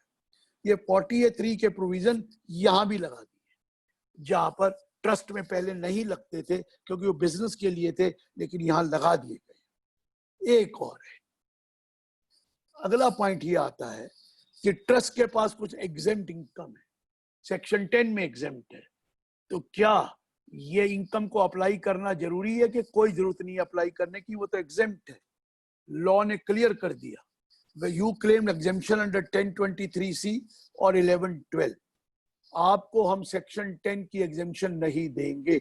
Only one exemption, agriculture income 10(1) की दे देंगे, the others we will not give. Means you will have to apply that amount to claim exemption. वो अप्लाई करना पड़ेगा। आप ये कह दो छोड़ो जी ये तो एग्जेम्प्ट मुझे दे दो, एग्जेम्पशन है 10 के, जी नहीं, you will have to apply that amount to claim exemption. ये नहीं कह सकते एग्जेम्प्ट है। तो ये नया लॉ भी आया। अब दूसरा पॉइंट आता है, क्या एक ट्रस्ट दूसरे ट्रस्ट को डोनेट दे सकता है? Can they donate for other trust? दो पॉइंट है। First point is you can donate only out of the current income. Accumulated income से डोनेट नहीं कर सकता, कैपिटल फंड से डोनेशन नहीं होगी। आपकी करंट इनकम है, आप इसमें डोनेशन दे सकते हैं। You can make a donation to the another trust if that is registered trust और approved trust. You can make a donation during the year, it will be allowed, but out of the current income. It will not be allowed from the accumulated income. लेकिन ये जब donation देंगे, हमने कहा आपको allow कर देंगे। समझ में आ गया? ये मैंने क्या बोला कि आपको ये करंट इनकम से डोनेशन अलाउड है, एक्यूमुलेटेड इनकम से अलाउड नहीं है, only out of current income. ये पॉइंट बताया हुआ है। अगला पॉइंट है कि ट्रस्ट को ऑडिट तो कराना है, हमने बोल दिया। लेकिन अगर आप बुक्स वो तो बनाना ही जरूरी है, 10B की रिपोर्ट तो जरूरी है। लेकिन अगर कोई ट्रस्ट इंसिडेंटल बिजनेस करता है तो 11(4)(A) कहता है you will have to maintain separate books of account and have the accounts audited। बस सिंपल स्टैच्यूटरी ऑडिट नहीं कह रहा, 1 करोड़ से ऊपर है तो उनका टर्नओवर, तो वैसे भी उनको जाना पड़ेगा ऑडिट कराने 44AB का, वो भी जरूरी हो जाएगा अगर वो बिजनेस करता है। देखो, education is not a business, लेकिन एजुकेशन के साथ आप किताबें बेच रहे हैं, यूनिफॉर्म बेच रहे हैं, ट्रांसपोर्ट चला रहे हैं, हॉस्टल चला रहे हैं, हॉस्पिटल वो चला रहा है, केमिस्ट की शॉप चला रहा है, वहां पर फूड कोर्ट चला रहा है। वो तो सारा इंसिडेंटल बिजनेस है, कर सकते हैं। Separate books of accounts and audit required है, लेकिन ये अलाउड।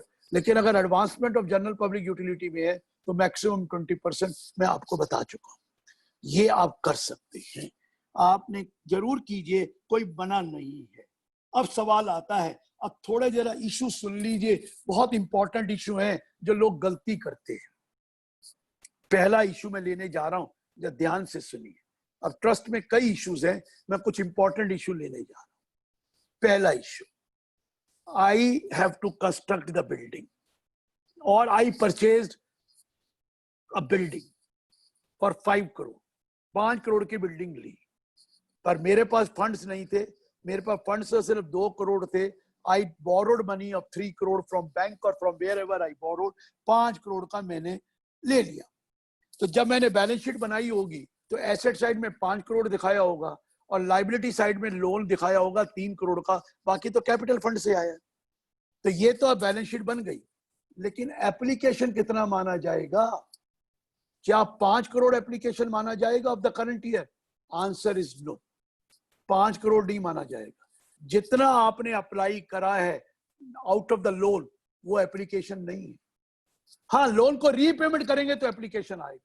तो करंट ईयर में अगर लोन रीपे नहीं किया तो 2 करोड़ ही एप्लीकेशन है, 5 करोड़ नहीं है। बुक्स में 5 करोड़ एप्लीकेशन है, बुक्स में तो एसेट है 5 करोड़ की, वो अकाउंट्स की मैं कुछ नहीं जानता। इनकम टैक्स कहेगा 2 करोड़ एप्लीकेशन, 3 करोड़ इनकम ही नहीं है। तो आप क्या करेंगे? Loan is not an income. जब लोन की रीपेमेंट करेंगे और अगर इंटरेस्ट भी देना है तो देंगे, वो एप्लीकेशन मानी जाएगी। Repayment of loan is an application, the loan is not an income.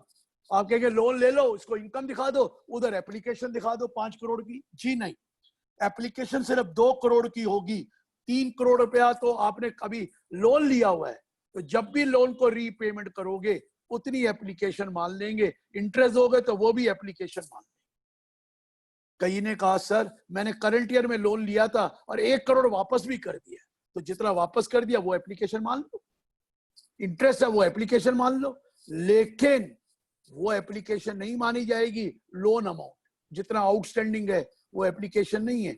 The moment you start repaying the loan, जितना पेमेंट करते रहोगे वो एप्लीकेशन ले लोगे, और इंटरेस्ट है तो इंटरेस्ट भी एप्लीकेशन।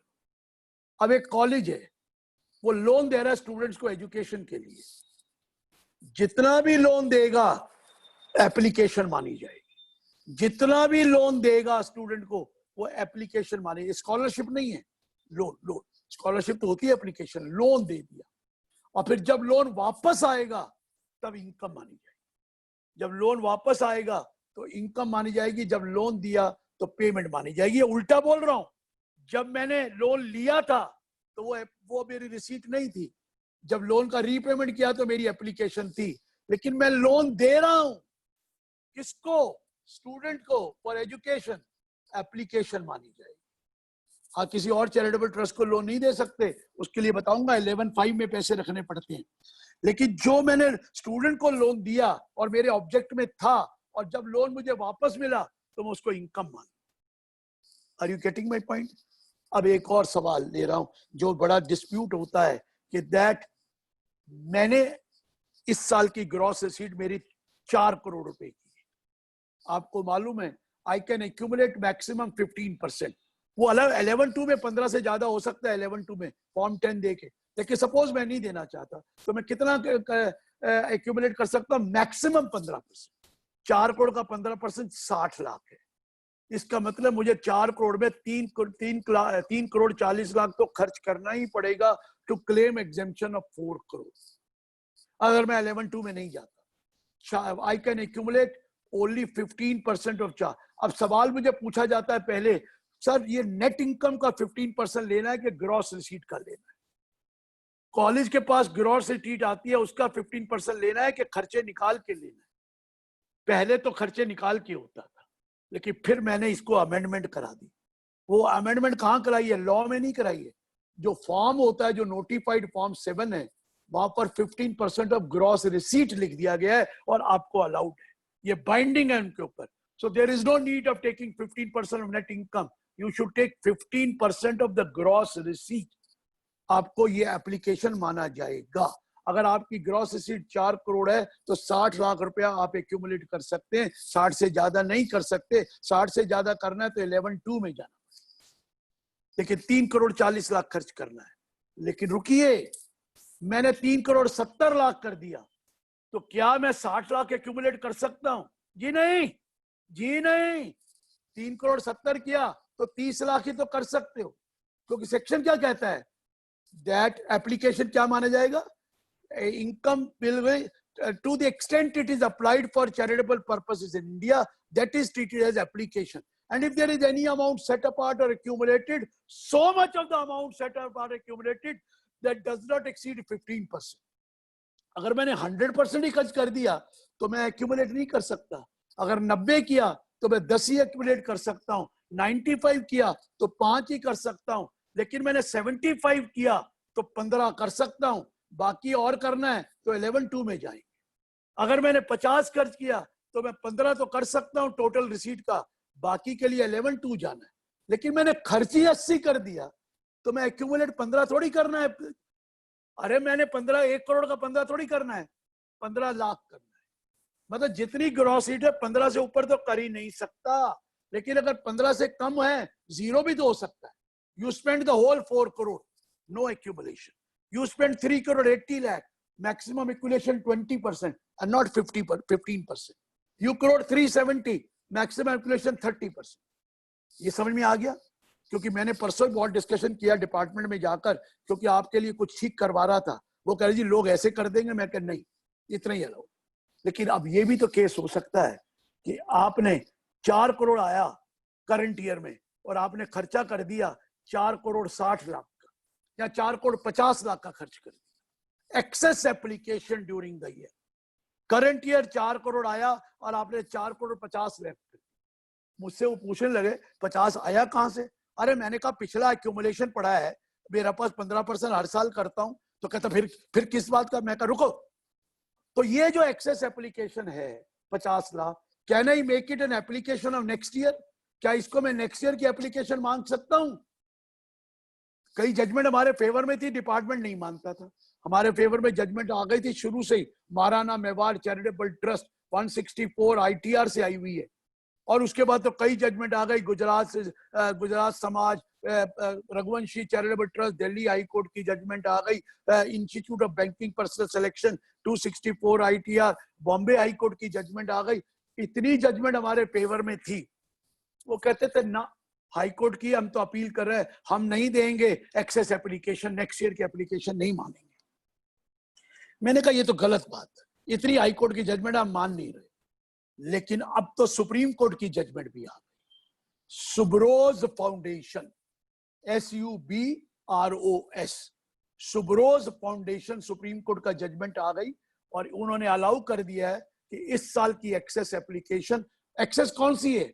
15% के बाद नहीं, 4 करोड़ और 4 करोड़ 50 लाख के बीच का डिफरेंस, 50 लाख, वो अगले साल की एप्लीकेशन। आप ये नहीं कह सकते 4 करोड़ का 15% 60 तो ये हो गया और 450 में से 3 40 1 10 ना, 4 करोड़ तो आपको करना ही था, 4 करोड़ से ज्यादा कर दिया तो 50 लाख ज्यादा किया है, वो अगले साल की एप्लीकेशन सुब्रोज फाउंडेशन में। अब फॉर्म में कहीं दिया नहीं हुआ, मैं हर साल किसी को कर देता था, अब वो फॉर्म चेंज कर रहे। मेरी बात मान गए कि वो अब फॉर्म में प्रोवाइड करेंगे, लेकिन वो साथ में ये भी कह रहे हैं भैया कॉर्पस फंड से दोगे तो वो तो एप्लीकेशन होता ही नहीं है।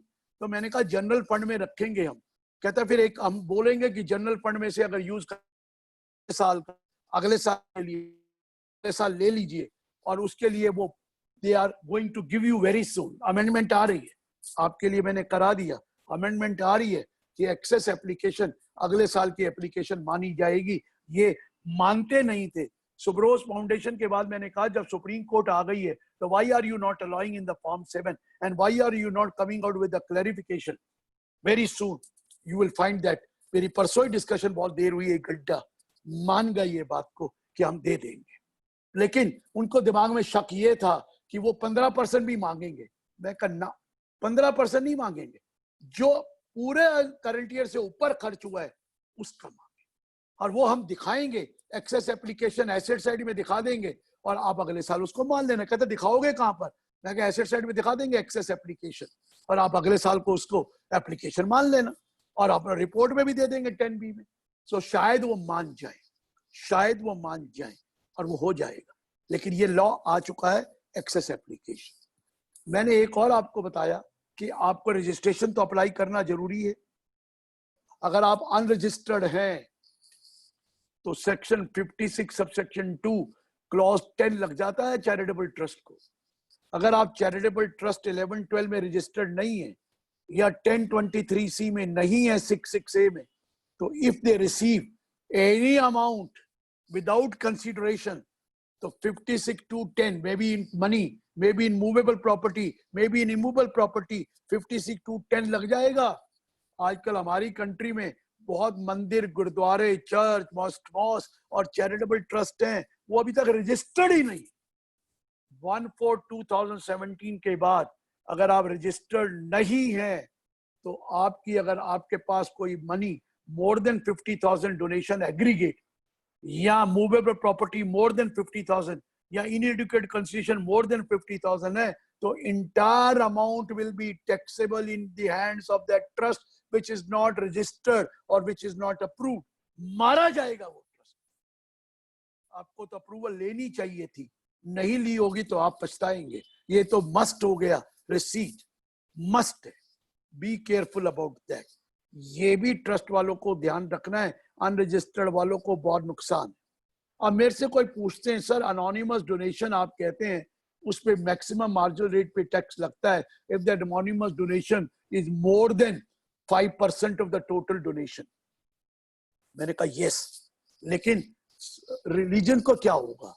मैं पहले बता दूं 115 BBC सिर्फ चैरिटेबल ट्रस्ट को लगता है जो रजिस्टर्ड है।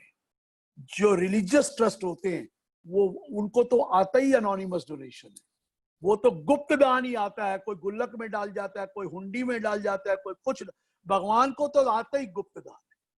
भगवान को तो नंबर 1 का पैसा आता ही नहीं है। अब उसको नंबर 2 को या गुप्त दान दो, क्योंकि मोस्टली पैसा तो गुप्त दान नंबर 2 का ही आता है। भगवान करोड़ों रुपया हुंडी में आते हैं। आप बालाजी में जाइए, शिरडी में जाइए, आप मंदिरों में जाइए, गुरुद्वारों में जाइए, वैष्णो देवी में जाइए, करोड़ों रुपया आते हैं। डोनर का नाम नहीं पता है और डोनर नाम बताना भी नहीं चाहता है, क्योंकि डोनर ने तो भगवान से प्रार्थना करी थी कि तू मेरा ये काम करा दे और मैं जो कमाऊंगा 5% तेरे नाम पे दे दूंगा। कच्चे पक्के की तो बात ही नहीं करता है वो डोनर, वो तो कहता तेरे को दे दूंगा।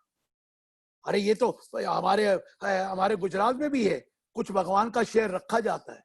अब भगवान के शेयर तो नंबर 1 में भी हो सकता है, नंबर 2 में भी हो सकता है, लेकिन नंबर 2 में ज्यादा होता है।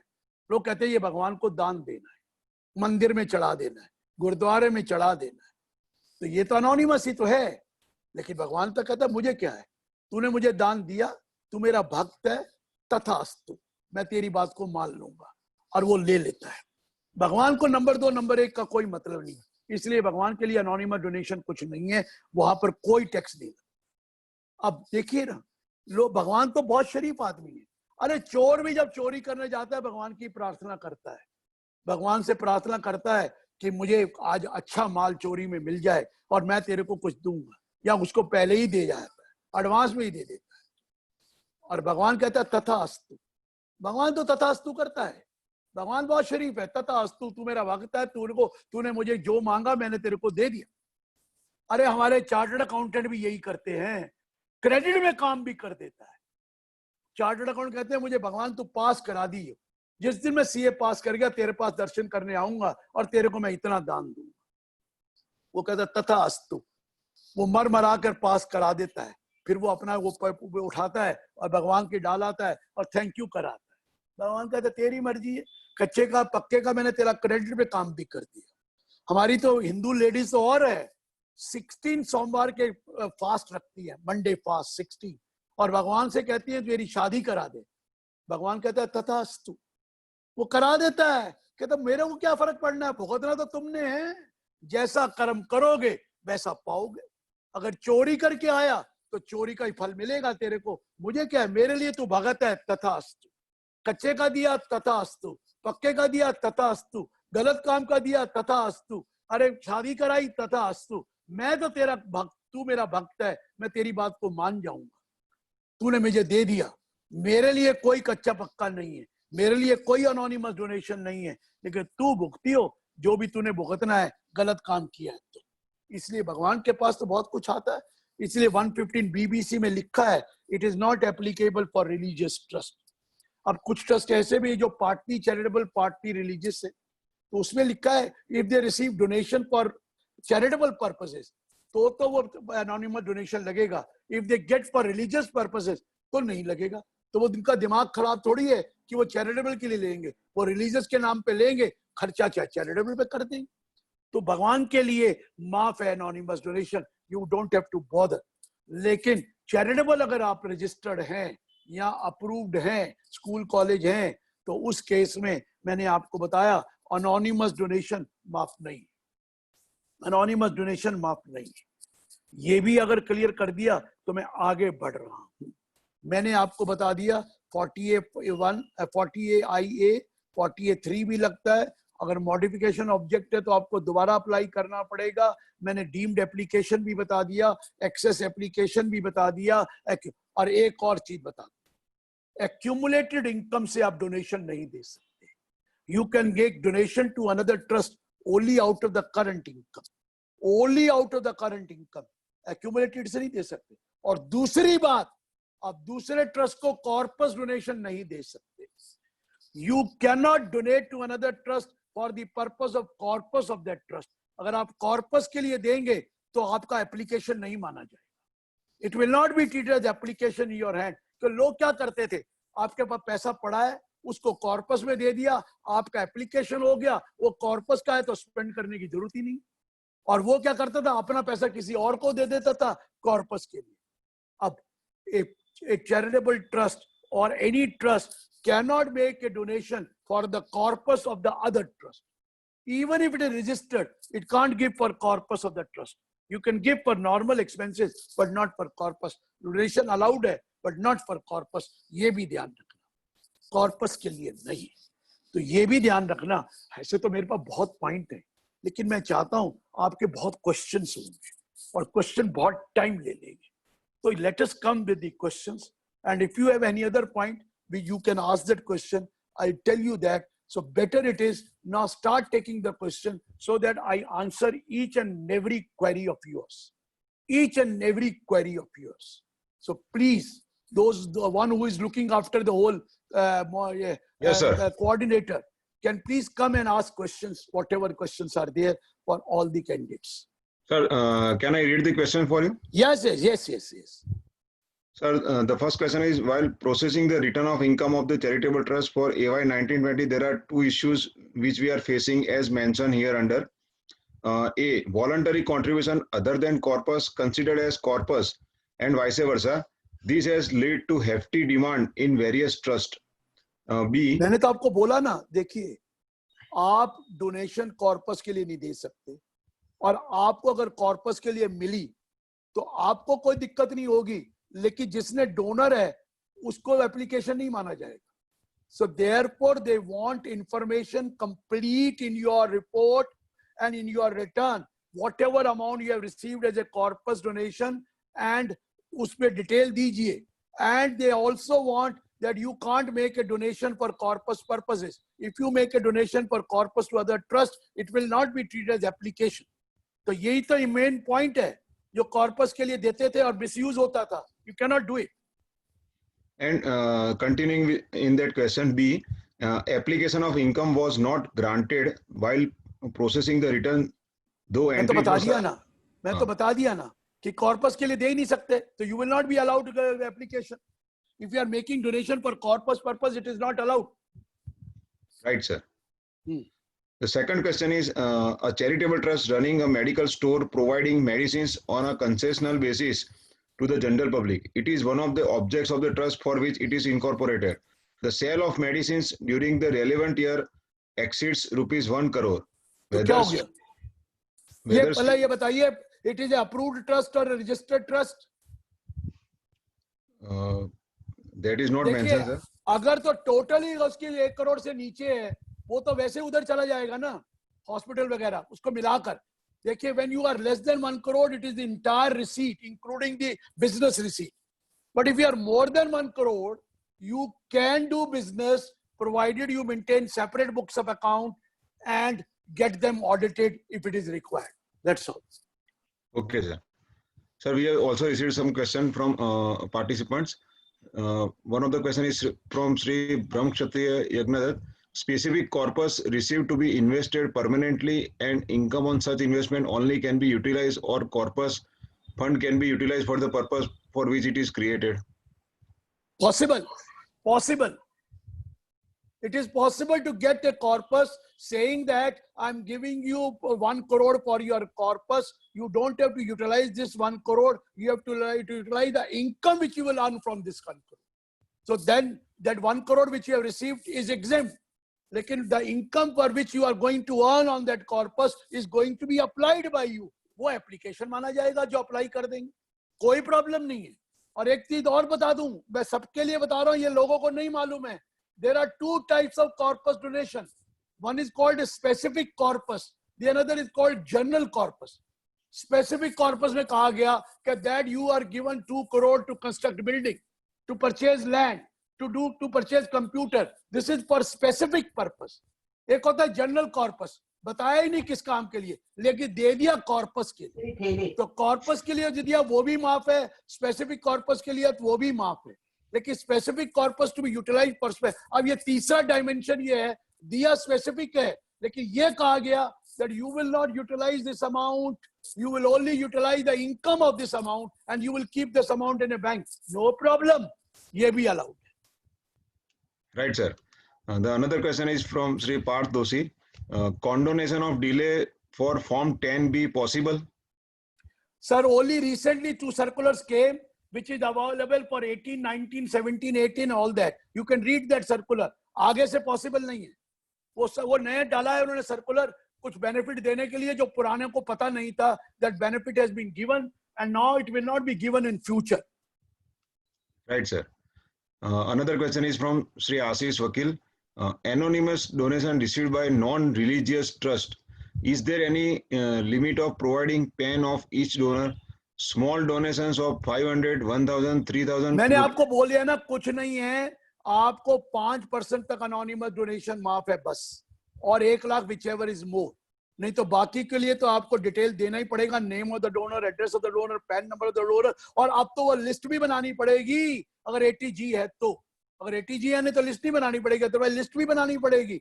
पर मैं क्या कह रहा हूं कि कॉर्पस सिर्फ 5% ऑफ द टोटल डोनेशन माफ है सर. उसके ऊपर आपको तो नेम और एड्रेस एंड पैन नंबर देना ही देना, चाहे वो 500 रुपए हो चाहे 100 रुपए. Right, sir. Another question is from Sri Jignesh Ganatra. Sir, charitable trust received donation for the construction of temple. Will it be considered as corpus? जी हाँ, मैंने बोला ना specific corpus. Right. Another question is from Sri Shivam Bhavsar. One of my client trust got PAN in firm category. It also got दोबारा बोलिए. one of my client trust got PAN in firm category, partnership firm category. It also got PAL-AA certificate. Not can we surrender and apply for new registration? Sir point ये है कि आपने pan number को amendment कराई है ना. What is new register तो सबको अप्लाई करना ही करना है. Everyone has to apply for re registration. But PAN को तो चेंज करा लीजिए. पैन में गलत एफ आ गया, आपको तो टी मिलना चाहिए था. Some mistake somewhere, you get it done, rectified. नहीं तो PAN. Another question is from Iswarlal Ravani. Sir, excess of application because of the depreciation expense, can it be claimed in the next FI as application? Sir, depreciation is not allowed. If you incur capital expenditure and you treat that capital expenditure as application, then no depreciation. दोनों में से एक चीज मिलेगी, या तो capital expenditure मिलेगा, नहीं तो कैपिटल एक्सपेंडिचर का एप्लीकेशन नहीं माना जाएगा, डेप्रिसिएशन मिला जाएगा. ये पहले बता दो, दोनों चीजें नहीं मिलेगी. ये पुराने जमाने के लोग हैं. नए जमाने में सिर्फ एक चीज मिलेगी, आइदर डेप्रिसिएशन और application of capital expenditure. Right, sir. We are done with the questions. Thank you so much. हो गया.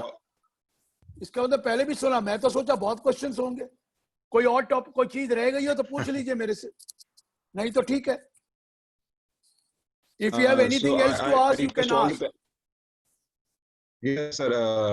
I request all the panelists to start their videos, and if you have any questions Hand raise करके to पूछ ask लें. to Girish Ahuja sir, please, if you have any questions, you can proceed with your question. I ask the panelists to start your videos, please.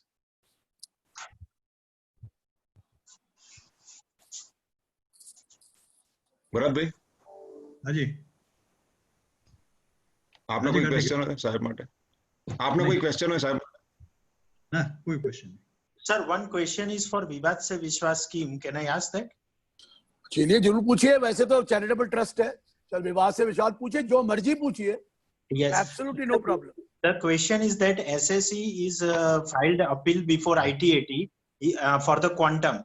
Meanwhile, the penalty order has been done on 29th of April 2020 during the lockdown period. Now the तो क्या हुआ? कोई now बात the- नहीं. अगर आप विवाद से विश्वास में चले जाएंगे तो ये पेनल्टी का आप चाहे अपील फाइल करके रख दीजिए. ये वो हो जाएगी, विड्रॉ हो जाएगी. नहीं, वो ऑफिसर बोल रहा है you have to liable to pay 25% as appeal as penalty is already levied. Sir वो पागल है. 25 तो वैसे नहीं है, 20% होता है जो आपने देना है.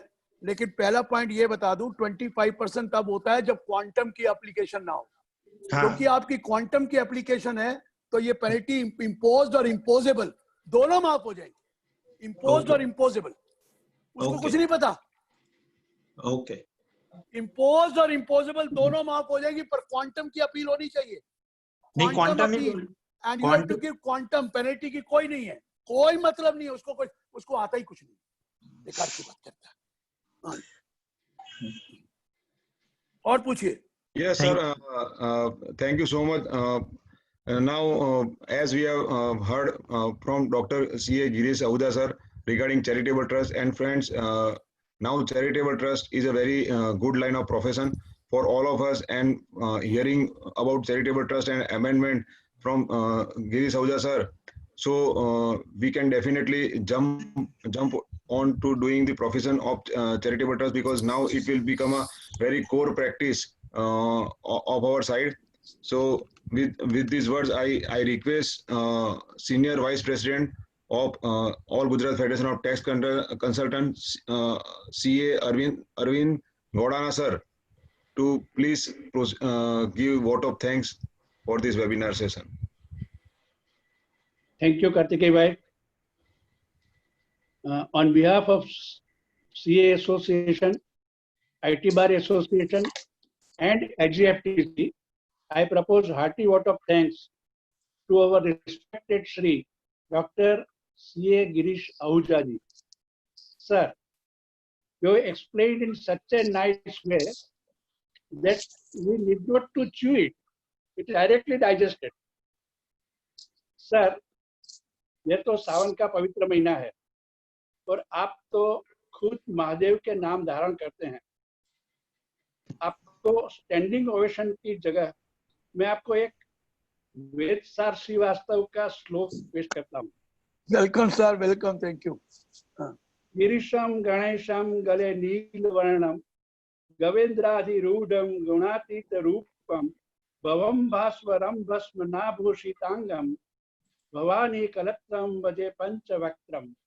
जैसे महादेव को नमस्कार करते हैं, वैसे ही हम सब आपको नमस्कार करते हैं और थैंक यू बोलते हैं. थैंक यू सर, मेरा भी प्रणाम सबको. Kindly stay healthy, keep take care, and specially to Arvind ji, because he had been contacting me regularly. Thank you very much. Please, all of you take care, and if you still have a problem, you can send that problem to me. I will reply there. Sir. I will definitely reply to that, whatever query you have in this one. Thank you, sir. Thank you, sir. Can I take a leave? Thank you, sir. Yes, sir. Leave. Thank you. Thank you so much. very Thank you, All sir. the Thank best. you very much, sir. Thank you, sir. Thank you, sir. Thank Thank you. you. All the best. Take care. આપણે બીજા session